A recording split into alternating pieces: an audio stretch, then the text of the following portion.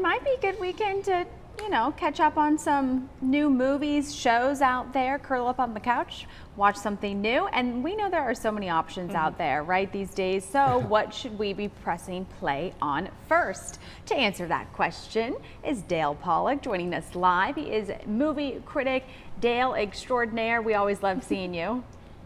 Good morning, Audrey, Jacqueline, and Brian. Yes, so our first question is start with the feature film Gigi and Nate. Am I saying that right? What are your thoughts on that? That right. And I decided to check out this film. It does not have a big advertising budget. It has two very experienced actors, Marcia Gay Harden and Jim Belushi.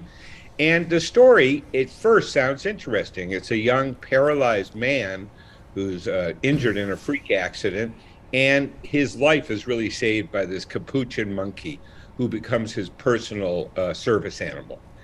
And okay, that's a good setup. The story goes nowhere.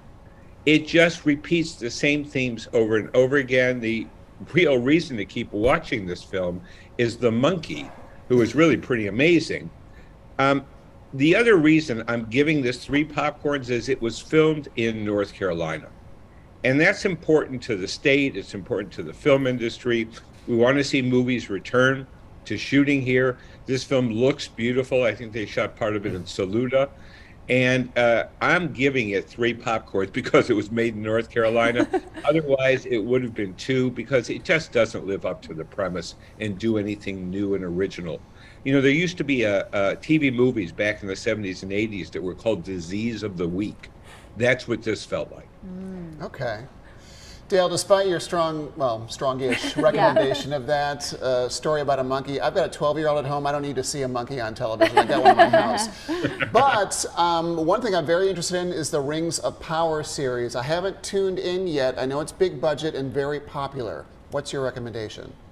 It is both big budget and very popular, and I think it really fills the bill for a prequel for Lord of the Rings. I mean, Lord of the Rings is probably one of the most successful franchises in movie history.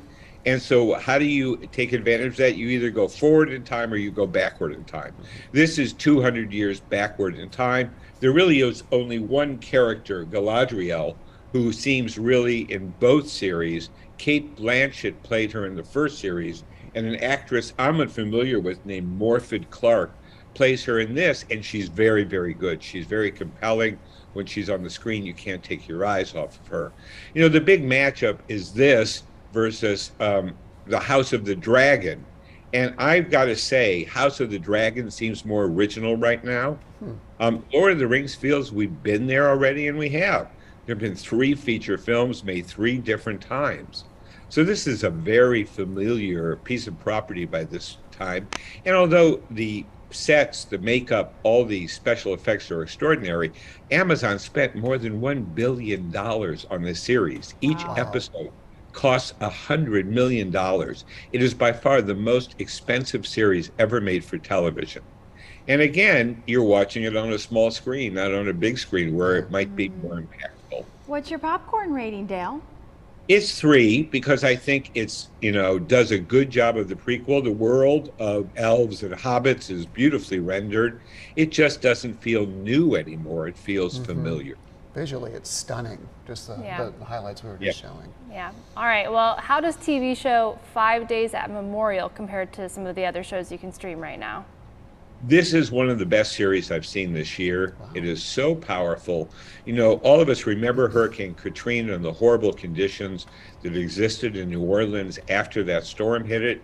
And we remember the Superdome. We don't know that much about the hospital. This really, in 7 episodes, explores what took place in one of the biggest hospitals in New Orleans, and it was horrifying. They lost the power. They lost all the ability to treat patients. They're trying to evacuate patients by carrying them up 10 floors by hand. It is just agonizing to watch. This series is so powerful, and part of it comes from 2 great female cast members, Vera Farmiga. This is the best thing she's done in years. And Cherry Jones, who is very well known on Broadway and might be familiar, is terrific as the hospital administrator. I will say I knew nothing about this situation, and I am so interested in it now.